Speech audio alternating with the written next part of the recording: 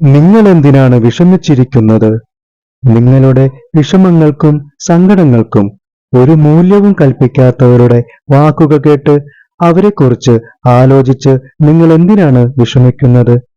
നിങ്ങൾ എപ്പോഴും ഒരു കാര്യം ഓർമ്മ വയ്ക്കുക, നിങ്ങളെ ഒരാളും ഓർക്കുക പോലും ചെയ്യുന്നില്ല.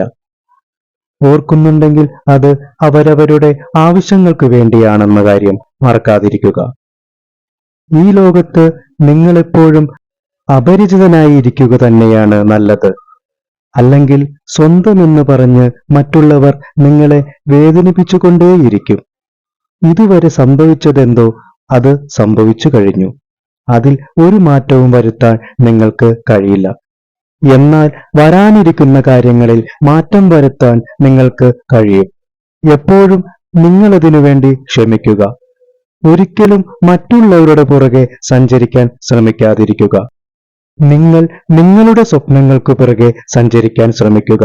അങ്ങനെ നടന്നാൽ നിങ്ങളെ കണ്ടില്ലെന്ന് നടിച്ചു നടന്നവർ പോലും നിങ്ങളുടെ കൂടെ നടക്കാൻ കൊതിക്കും. ഇത് ജീവിതമാണ്. ഇവിടെ നിങ്ങൾക്ക് ഒരുപാട് വിജയങ്ങൾ നേടിയെടുക്കാനുണ്ട്, ഒരുപാട് വീഴ്ചകളെ അതിജീവിക്കാനുമുണ്ട്. അതിനാൽ മുന്നോട്ടു തന്നെ പോകുക. നിങ്ങൾ ഇതുവരെ ജീവിതമെന്ന പുസ്തകത്തിലെ കുറച്ചു പേജുകൾ മാത്രമേ എഴുതി തീർത്തിട്ടുള്ളൂ. ഇനിയും നിങ്ങൾക്കായി എത്രയോ പേജുകൾ എഴുതി തീർക്കാൻ കാത്തിരിക്കുന്നുണ്ട്. നമ്മുടെ ജീവിതത്തിലേക്ക് കടന്നുവരുന്ന ദുഃഖങ്ങൾ ചില തിരിച്ചറിവുകൾ കൂടി നമുക്ക് സമ്മാനിക്കുന്നുണ്ട്. ആ തിരിച്ചറിവുകൾ നമ്മളുടെ മുന്നോട്ടുള്ള യാത്രയെ സുഗമമാക്കും. ചില കാര്യങ്ങൾ പലപ്പോഴും മറന്നുകളയാൻ ശ്രമിക്കുക.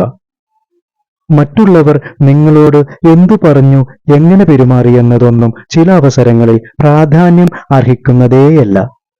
എപ്പോഴും ഓർമ്മ വയ്ക്കുക, വിജയം എന്നത് ഒരു സുപ്രഭാതത്തിൽ നിങ്ങളുടെ അരികിലേക്ക് വന്നു ചേരുകയില്ല.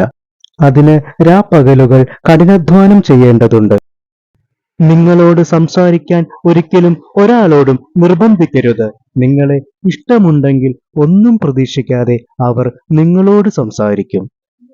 എപ്പോഴും വലിയ വലിയ സ്വപ്നങ്ങൾ കാണുന്നവരെ ഈ ലോകം കളിയാക്കുക മാത്രമേയുള്ളൂ. കാരണം വലിയ സ്വപ്നങ്ങളെ ഉൾക്കൊള്ളാനുള്ള ഈ ലോകത്തിലെ മറ്റുള്ളവർക്ക് കഴിയില്ല. ഈ ചാനൽ ഇഷ്ടമായാൽ ചാനൽ സബ്സ്ക്രൈബ് ചെയ്യുക.